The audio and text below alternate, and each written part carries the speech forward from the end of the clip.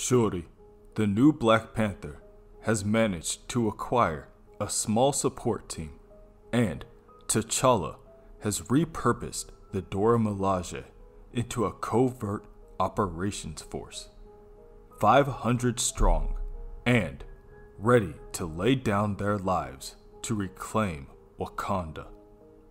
But it's not enough. Storm is family to all of them, the Black Panthers as well as the X-Men, and Doom is a threat to everyone.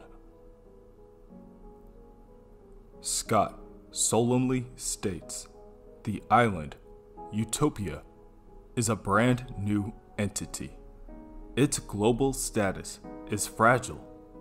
A single move that makes them look like aggressors on the international stage could quickly have the entire world aligned against the mutants. Unfortunately, Scot can't sanction the X-Men's involvement in these external Wakandan matters. He can, however, provide supplies. Scot has other apprehensions as well. Half an hour later, as T'Challa and the others are loading the last of the supplies into their Quinjets, Scot tells T'Challa that rescuing Storm presents its own problem. She is still infected with Doom's nanites. T'Challa admits that he's been working on a fix for that issue with a friend. They were hoping to have a solution ready by now, but things have spun out of control. Scot concedes. A few months ago, I'd have dropped everything and run off to fight. I have no doubt, T'Challa says sternly. Heavy is the head that wears the crown. A true leader must consider the big picture, Scot. Must understand that sometimes sacrifices must be made. Scot places his hand on T'Challa's shoulder and, with a smirk, tells him, T'Challa, I only said I can't sanction the X-Men's involvement. I can't dissuade them from following their own hearts. Scot guides T'Challa to the rear of the aircraft where they find Wolverine, Colossus, Psylocke, and Nightcrawler sitting amongst Shuri and the Dora Milaje, ready for takeoff.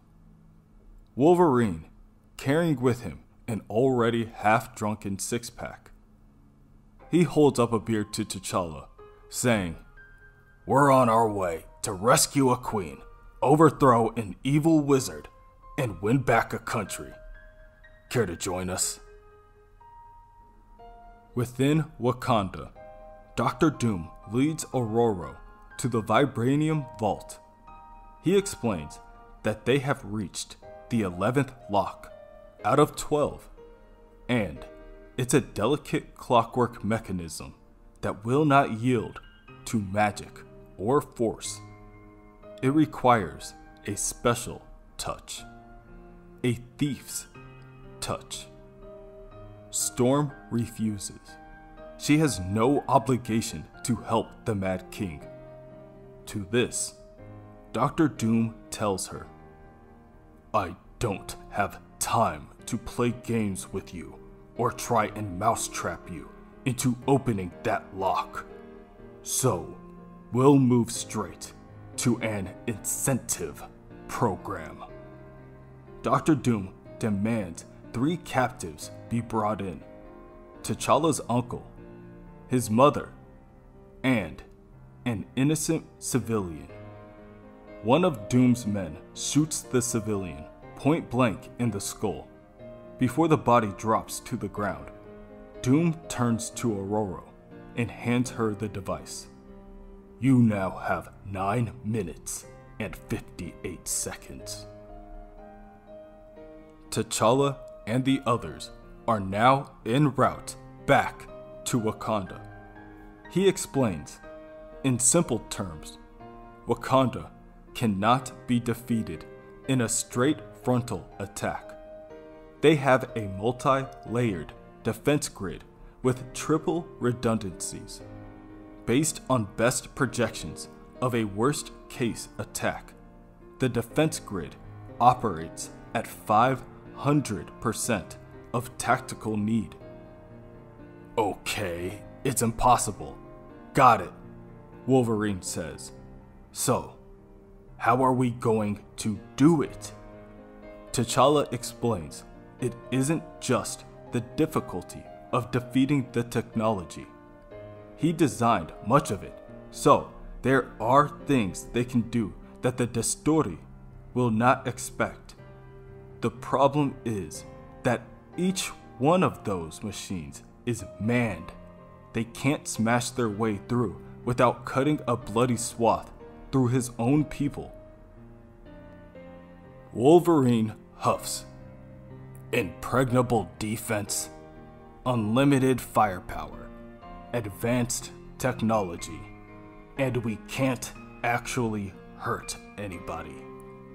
As pep talks go, T'Challa, this one kind of sucks. Kurt Wagner, the Nightcrawler, agrees, as much as he hates to say it. Some casualties may be inevitable. At that moment, Shuri says her piece. Perhaps I'm being less optimistic than my brother, but I don't believe it is possible to retake Wakanda and defeat Doom without bloodshed. This isn't a fairy tale. These people betrayed their own heritage. They overthrew a lawful government while colluding with the most vile and dangerous despot on earth. And just because we haven't seen it on TV, I'm not naive enough to believe that they did all this without spilling blood. No, gentlemen, I intend to take my country back by any means necessary. Within the Wakandan throne room, T'Khan's court is currently informing him that today it has been reported that nearly a quarter of the workforce has not reported in. Many of them claim to have developed a cold or the flu overnight. It is the same with the schools. They have barely enough teachers to manage the students who come in. They suggest to get the National Health Services and the Epidemic Control Office to mobilize. However, T'Khan isn't so convinced. He states that there is no epidemic. This is classic protest behavior. They expected something like this, and once the malcontents have finished grumbling, this will pass. However, T'Khan wants his men to make sure they collect the names of everyone who called in sick. Once things settle down, he'll have the internal security forces interview them. At that moment, T'Khan gets word that T'Challa's Royal Quinjet has just landed on the country's eastern border. Outside the Vibranium Vault, Ororo urgently picks away in an attempt to open the 11th lock. Dr. Doom watches and tells her, 18 seconds. A life hangs in the balance. Ororo curses under her breath. T'Challa's mother pleads for her to stop helping Doom. It's better for all of them to die than to allow this monster to enter the vault. Ororo has to know that. Doom, growing tired of her intervention, says, "Time's up." he signals for his minion, killed T'Challa's mother.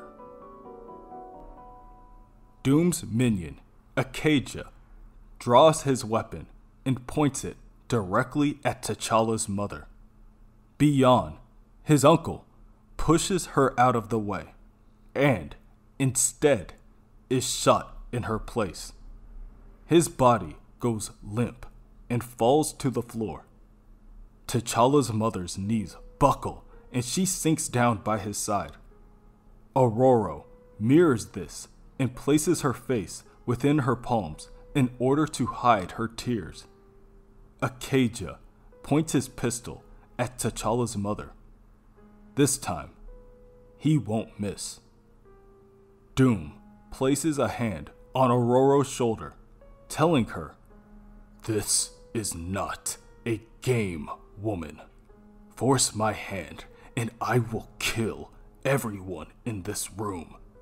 And then I will begin killing your loyal subjects. 10,000 every minute.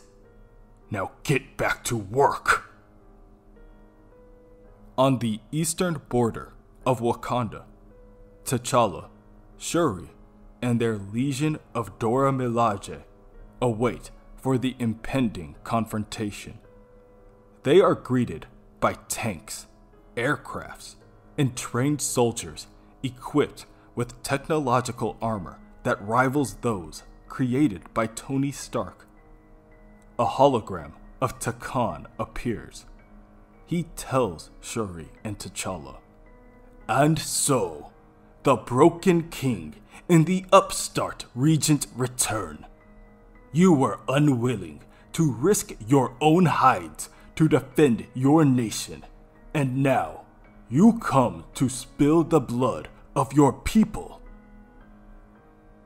Shuri, the Black Panther, raises her weapon into the air. "We are not at war with Wakanda. Not the army, not the state militia, and not the people. Our war is with the criminals who have stolen this land. Our war is with you. I speak now to the people of Wakanda. I am your Princess Regent, by right of combat and by the blessing of the Panther God. What I have to say, I say to the Desturi. But I want all Wakanda to bear witness. The takeover of the Wakandan government is a criminal act. We offer you one chance to stand down and avoid bloodshed. One chance." Shuri explains that if they disarm and stand down, she offers the Desturi clemency and justice. They will allow representatives of the Desturi to participate in their political process, to have a voice in council. But they need to relinquish all control within Wakanda immediately. T'Challa confidently stands from his throne. "You dare come and threaten the people of Wakanda? What will you do? Slaughter innocents in the street to try and take back the throne you couldn't be bothered to hold?" The Black Panther tells T'Challa that he isn't listening. They are not speaking to the people of Wakanda. They are speaking to the Desturi, to him. And the Desturi are not Wakanda.